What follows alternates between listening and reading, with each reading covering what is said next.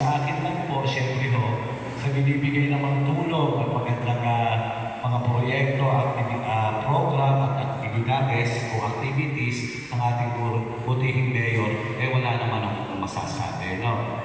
Basta yung ating platform at na binabandera ko sa inyo, yung development ng ating lugar, so far inaayos ko na po yan at kinakausap ko lahat ng owners ng mga subdivision na ipagawa na ang kanal at kalsada ng ating nasasakupan.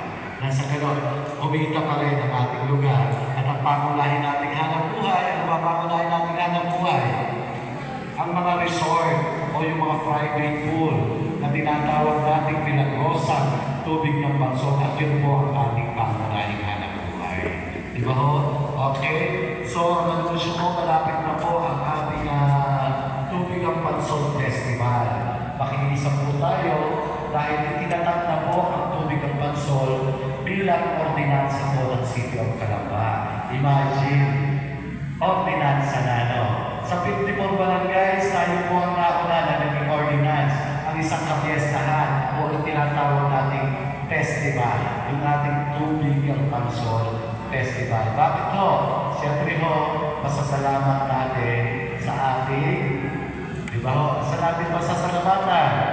Unang-una sa ating parokya, ating